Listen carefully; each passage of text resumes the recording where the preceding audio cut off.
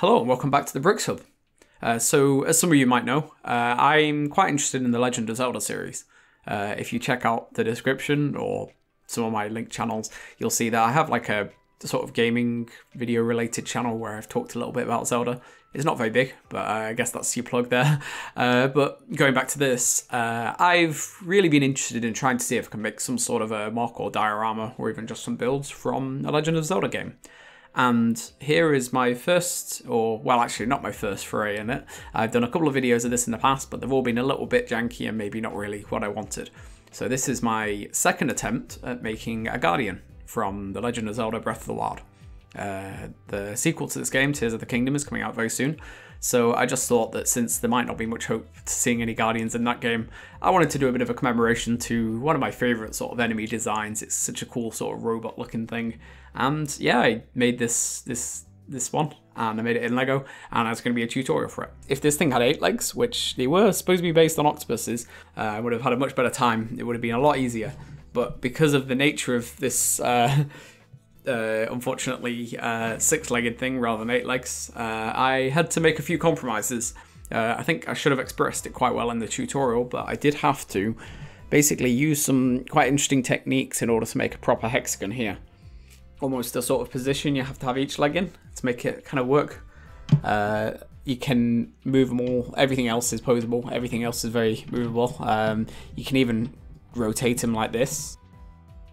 But yeah, there's all kinds of stuff you can do with them. So yeah, to be honest, if you think you can make some adjustments to make it so like every part of the leg goes over like that, that is definitely something that they would do in the game, you know, to make them a bit more like they've got sort of like a curve to them. I think that's definitely something that's possible. And there's so much posability you can get with them. You can do all kinds of stuff. I wanted to make sure the head was movable as well. That's moves quite smoothly, and I feel like I've integrated it quite well into the body. And I guess if anyone has an idea for pieces for a blue laser, that's also something you can put together. Maybe with a few like lightsaber blade pieces and stuff like that. So as you can no doubt see, this one is a lot more maneuverable, a lot more posable, and pretty more accurate, I think, compared to my previous attempt, which used a lot of grey, and maybe some of the colours weren't too great. The model I have here, I'm using red as the red studs as the sort of the evil malice colour. This is just a personal choice, but also because I don't actually have that many studs in the transparent pink colour. You can use them, and in fact on the tutorial I have used the transparent pink colour, and I've also used a few substitutions to maybe get rid of some of the dark grey if that's not really your thing.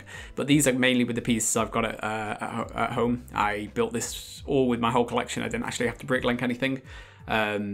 There's a few little things you can do to maybe save a bit of money.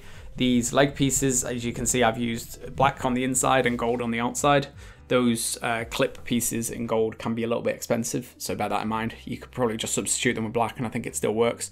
Or you can replace all of these with just light grey, and that will move on, like kind of be like a kind of smoother transition onto the legs and, like, you know, the claw things.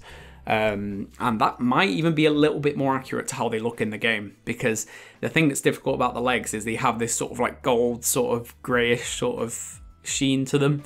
So I'm not entirely sure what is the correct one, but I think there's a lot of things you can do. They're just like maybe, you know, just little changes that maybe keep it looking a little bit more accurate. So while I don't think that this is the most accurate depiction I've possibly been able to, like, I can possibly get, I think it's the best I've got so far, and I'm really happy with it. The tutorial will just be in a sec, so stay tuned for that. And if you have any questions, you know, feedback, any ideas in the comments and stuff like that, just please let me know. I really like hearing feedback, and I really like hearing people in the comments. Sorry if I've not been able to reply to as many recently. I really do like trying to see them, but I think it's just that YouTube is just being a bit of a pain in terms of sending me notifications. I don't get comment notifications anymore. I don't know if YouTube does this when you go over a certain threshold of subscribers, but I really want to, like, try and keep up to date with, you know, people's requests and stuff like that. So just let me know in the comments. I'll try and keep a better eye out nowadays. So if there's any that you've sent on previous videos, it's not that I'm ignoring you, so feel free to send them again. Okay, I hope you have a great day. Thank you so much for watching, and stay tuned for the tutorial.